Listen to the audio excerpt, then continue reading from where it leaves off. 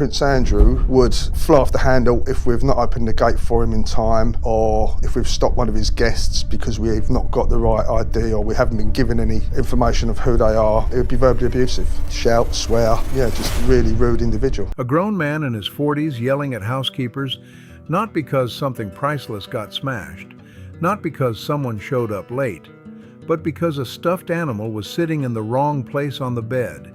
Let that picture stay in your head the whole time you watch this, because everything that followed, the interviews, the legal settlements, the public fallout, all circles back to that same mindset. And this, I think, is what is totally frustrating members of the royal family. He has always had a sense of entitlement. He's always been convinced by his royalness. A man who acted like the world was built to serve him, inside a household trained to never talk back. Paul Page served as an armed protection officer in the Royalty Protection Command from 1998 to 2004. That's 6 years inside Buckingham Palace, guarding the late Queen, guarding Prince Philip, and guarding Prince Andrew. And out of every royal he worked around, a young lady turned up, probably about 22, 23 years old, said she was here to see Prince Andrew. He just came in about half hour previous, so we knew he was in, but the footman wasn't answering his phone. There was no way of us contacting anyone up there, so we just politely said to the lady, "We're really sorry, we can't let you in at the moment because we can't confirm you're expected." So she said, "Oh, shall I ring him on my mobile?" So we said, "Yeah, fine." So she rang Prince Andrew on her mobile, and we could hear him clearly. He said, put an officer on the phone. So my colleague took the phone and he said, "Listen to me, you fat lardy ass. Let my guest in immediately, I'm going to come down there." Everyone heard it. The lady went red, apologised, and we just let her in. So after that, obviously, those sort of issues we had with him, we would just let women in, didn't ask questions because we just did not want the grief. Page says Andrew was the worst. Not just difficult, not just high maintenance, the worst. He described behavior that was verbally harsh, explosive over small issues, and protected by a system where consequences rarely reached him. Now, before anyone jumps in with, "He's just bitter," pause for a second. Ghislaine Maxwell, she was a very frequent guest of Prince Andrew. She was a regular visitor. What makes Paul Page's account stand out isn't personal opinion, it's the detail, the kind of detail you can't just invent. He described a bedroom with around 50 to 60 soft toys laid out across the bed, positioned according to a laminated diagram. Not a rough sketch. Not a mental note. A printed, laminated chart showing exactly where each teddy bear belonged. If a housekeeper moved one while cleaning and didn't return it to the exact marked spot, Page claims Andrew would scream, not sigh, not calmly correct, scream. That's not a random story someone casually makes up. A laminated chart for stuffed animals? That's oddly specific. And when a detail is that specific, people pay attention. I mean, complaints were made about him. He was a rude, obnoxious, horrible individual, but no one was going to take a complaint to the royal household because he's the Queen's favourite. On this particular occasion, went into Prince Andrew's bedroom and his apartments, and on his bed was 72 teddy bears on his bed. In November 2019, Prince Andrew sat down with Emily Maitlis on BBC Newsnight and delivered one of the most talked about lines in modern TV history.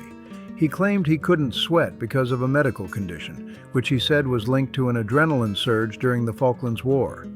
That explanation was presented as part of his response to serious allegations involving a young woman who said she met him at a nightclub and later accused him of far more troubling behavior. His logic was simple.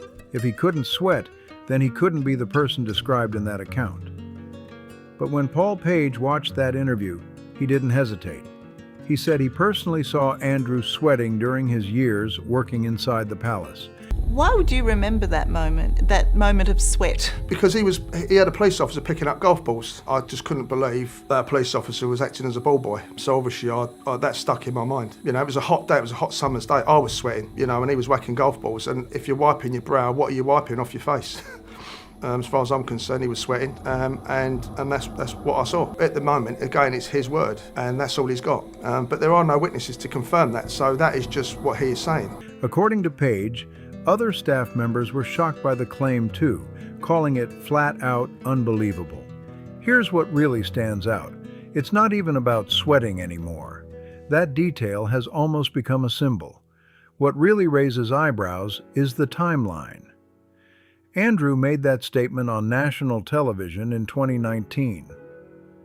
Yet Page had reportedly been speaking about Andrew's behavior long before that interview aired. If people inside the palace already believed that explanation didn't make sense, why wasn't that challenged publicly at the time? Why didn't major institutions step forward? Not the BBC, not the palace press office, not anyone in an official role. Page wasn't brought forward to speak on camera during that moment. It took years before other outlets gave him a platform. She was very specific about that night. She described dancing with you and you profusely sweating. There's a slight problem with the sweating because I have a peculiar medical condition, which is that I don't sweat, or I didn't sweat at the time, because I had suffered what I would describe as an overdose of adrenaline in the Falklands War when I was shot at. It was almost impossible for me to sweat. Eventually, independent broadcasters picked up his story. ITV ran segments. Australia's 60 Minutes reportedly flew a crew to London. It wasn't the traditional establishment leading the charge. It was outside media willing to air his perspective. Now, critics point out something important. In 2009, Paul Page was convicted in a property fraud case involving millions of pounds. He served his sentence. That conviction has been repeatedly referenced in headlines and debates to question his credibility. And yes, that history matters. But here's what hasn't happened. There has been no detailed point-by-point public denial addressing every claim Page made. No formal on-record rebuttal of the teddy bear story. No direct statement tackling the sweating contradiction. Instead, much of the focus has centered on Page himself, rather than the specifics of what he described. Well, it took me 4 years of research, and I approached about 3,000 people, about 300 talked to me. And it took a lot of time to get a lot of these people to go on the record, but I think a lot of them were pretty appalled by the way that Prince Andrew and Sarah Ferguson had operated, had got away with it, had been protected by the palace. And I suppose I then got these senior diplomats and naval officers to talk, which was great. You faced an unprecedented wall of resistance on the part of the Yorks in your pursuit of the truth, didn't you? Yes, I did. I mean, I approached them originally to see if they would cooperate, not because it was not going to be authorised, but because I felt it was important that they should be allowed to help shape the narrative. So you approached Prince Andrew and Sarah Ferguson? Yes. And then there's another voice in this conversation, Dr. Andrew Loney, a Cambridge-educated historian and best-selling author. His book, The Rise and Fall of the House of York, examines the lives, finances, and controversies surrounding Andrew and Sarah Ferguson. It explores documented associations and long-standing public scrutiny around their circle, including Andrew's widely reported past connection to Jeffrey Epstein. When former insiders and credentialed historians start raising overlapping questions, it shifts the conversation. At that point, it's not just about one dismissed figure, it becomes a much bigger discussion. The book became a bestseller in the UK. Critics called it serious. Detailed research built on hundreds of interviews and freedom of information requests. It wasn't gossip. It was positioned as deep investigative work. And then came the move to America.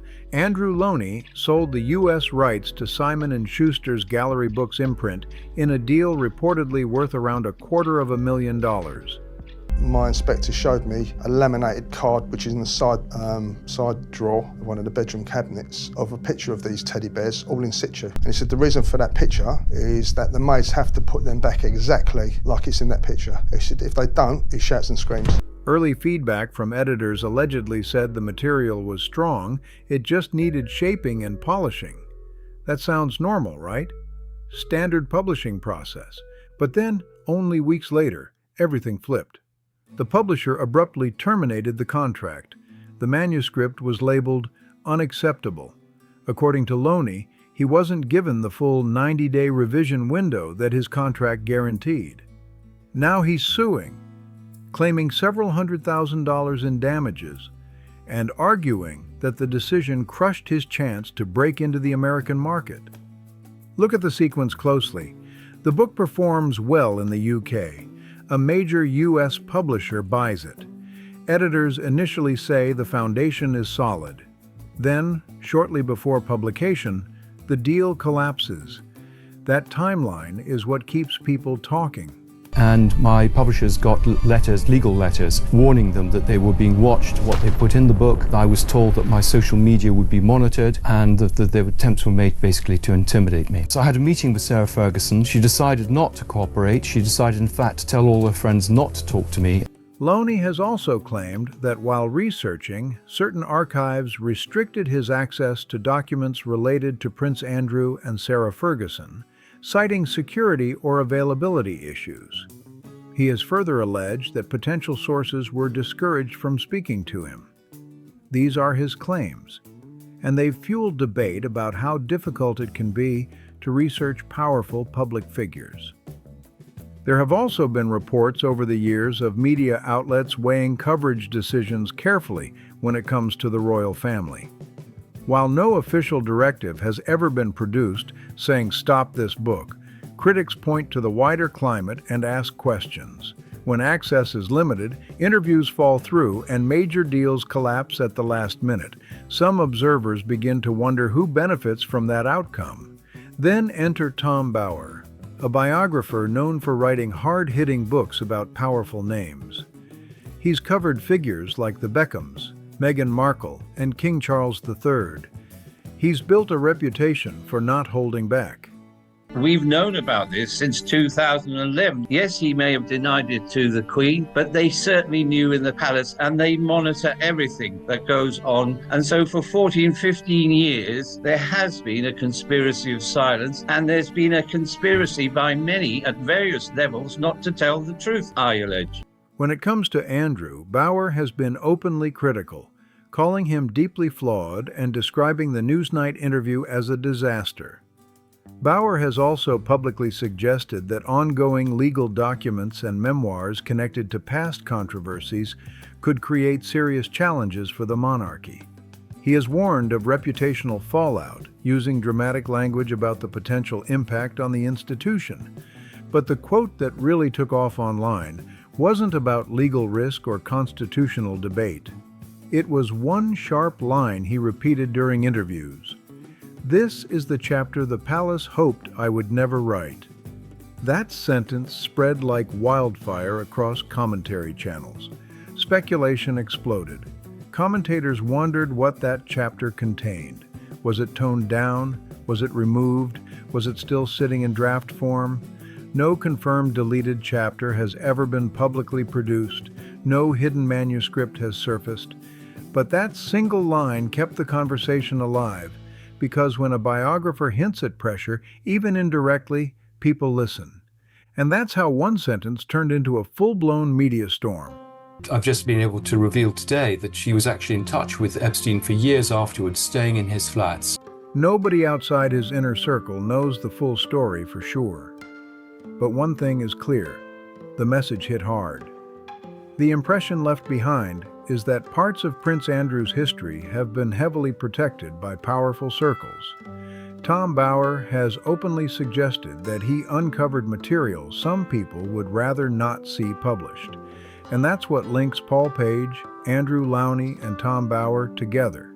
Three completely different men: a former protection officer, a Cambridge-educated historian, an investigative biographer. They don't share a publisher. They don't share a legal team. They don't even share careers. Yet all three have described resistance when digging into Andrew's world. According to them, whenever someone got close to uncomfortable details, there was pushback. Page says staff complaints went nowhere. Lowney says research doors closed. He just hoped he could silence everything. But of course you can't, because he is guilty on so many levels. And that is the great problem for the royal family. He is a permanent time bomb. Bower hints at institutional pressure. You can dismiss one voice. Dismissing three becomes harder. And when similar patterns appear across different professions, people start connecting dots. Then there's Paul Burrell, Princess Diana's former butler. He spent years inside the royal household and has spoken publicly about how the system operates. Burrell has described what he calls a culture of closing ranks, where protecting the institution comes before protecting individuals. That's his perspective based on his time inside. He wasn't Andrew's butler. He wasn't inside Royal Lodge during later controversies. But what makes his comments relevant is the system he describes. The same system Page says shielded Andrew from consequences. The same system Loney claims made research difficult. The same structure critics argue prioritizes stability over transparency. Burrell has often spoken about Princess Diana's mistrust of senior figures within the household. I spent 5 years trying to get access to this sort of information, and I think committees in the House of Commons should be looking at a proper investigation into Andrew's time as a trade envoy, because he was helped and abetted by a whole series of people. I would like a lot of the people who wouldn't talk to me for my book. Long before Andrew's legal battles dominated headlines, Burrell warned that the monarchy has a history of managing crises quietly until they can't be contained anymore. He didn't predict specific events. He didn't name future lawsuits. What he described was the machinery, how it protects itself first. As controversies grew, Queen Elizabeth II publicly supported Andrew for years. After the Newsnight interview created global backlash and after a civil settlement was reached in the United States, his military titles and royal duties were removed. That was a major shift, but he continued living at Royal Lodge and remained part of family life. Multiple journalists and biographers have noted how access around Andrew became more restricted over time. Requests for certain archival materials were reportedly denied. Public appearances became limited. Communication became controlled. Supporters say that's standard crisis management for any major institution. That when he decided to do the interview with Newsnight, he clearly rehearsed how he was going to explain the photograph in the park and everything, and went into that interview with clear determination to lie, not only clearly about his relationship with Epstein, but also his relationship with Virginia Giuffre and the rest of the things. And what is remarkable is looking at his face as he lies. It is the face of a professional con man, a professional liar. This is the Duke of York. This is the royal family, willingly going onto TV and lying to the world about his relationship. And there was no compulsion for him to do it. We are really approaching, in my view, that along with Prince Harry and all the rest of it, a major constitutional crisis. Critics say it reflects deeper protection instincts. What's undeniable is this: when institutions face controversy, they move carefully. They protect their structure. They control messaging. That's not unique to royalty. Governments do it. Corporations do it. Powerful families do it. The real debate isn't whether pushback exists. It's about why it exists and who ultimately benefits from it. And that's the question that keeps this story alive. Broadcasters were reportedly discouraged from airing overly critical coverage. Queen Elizabeth II didn't invent that system, but many critics argue she allowed it to operate around her son for years longer than most leaders would have. Then she passed away, and the protective shield people believed surrounded Andrew seemed to weaken fast. King Charles III publicly stated that the law must take its course. Reports suggested Prince William favored a firmer approach behind palace doors, wanting Andrew permanently sidelined from public life. I think the worry is that there are more damaging revelations to come, which there are. I have a lot of material which I'm putting into an updated paperback in the summer. I know that there are much more to come out from the Epstein revelations. We're beginning to see them today. And I think we will now get more victims coming forward, and I think more people coming forward with stories. And I think this thing will begin to unfurl. It's going to be really bad.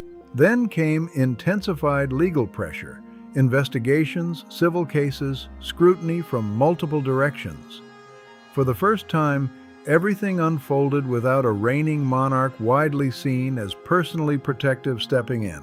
Now let's be clear, there's no confirmed evidence of some single dramatic vault secret hidden away by the late Queen. That's not how real life works. What she had was decades of proximity. She knew her son privately, his temperament, his lifestyle, the relationships that sparked public questions. And critics say, time and again, she chose protection over public confrontation. That wasn't one explosive decision. It was a pattern of quiet choices made over years. Staff members observed differences in treatment. Biographers documented concerns. Former insiders described an institution that instinctively shields its own. The contrast became more visible as legal scrutiny grew. By early 2026, public pressure had reached another level. And I love Queen Elizabeth. I suspect that she was trying to protect who we know to be her favorite son. I think that's why nothing really severe did happen to him when the Queen was still alive. Now I think brother to brother, the King has had to say, no more, Andrew. You are not doing this to our family. Reports confirmed that Prince Andrew was facing serious investigation related to alleged misconduct in public office. Authorities executed search warrants connected to Royal Lodge and Wood Farm. Electronic devices and documents were reportedly seized as part of the inquiry. The National Crime Agency became involved. Legal commentators began describing it as one of the most serious institutional crises since the 1936 abdication crisis. And somewhere in all of that noise, people remembered the earlier warnings. Paul Page had spoken years ago about behavior he witnessed. Andrew Lowney fought to publish detailed research. Tom Bower publicly criticized Andrew's judgment. Paul Burrell described a palace culture that prioritizes survival. Different roles, different timelines, same underlying theme, that power structures resist exposure. Page was labeled unreliable because of his past conviction. Lowney's American publishing deal collapsed. What's your take on everything with the Prince Andrew interview? Well, do you know what? I didn't know him that well. Andrew wasn't in my satellite, and I've never really known him, and that's the honest truth. I feel sorry for the victims of this paedophile. Bower was accused of being dramatic. Burrell was dismissed as a former insider chasing headlines. At the time, critics brushed them aside. Nobody is celebrating now, but few of them appear shocked either. Because the story they outlined of privilege, insulation, and delayed accountability has moved from media debate into formal legal territory. What investigators ultimately uncover from seized devices remains unknown. That process will play out through courts, not commentary. But what is clear is this. For years, individuals connected to Andrew's orbit attempted to raise concerns publicly. For years, institutional gravity made it difficult for those claims to gain traction. Were they entirely right about everything? That's for evidence to determine. But history shows that sometimes early voices sound extreme until events catch up. This situation is still unfolding. Legal systems move slowly, institutions adapt carefully, and the monarchy now faces questions it can't quietly sidestep anymore. Whatever comes next, it won't be small, and it definitely won't be simple.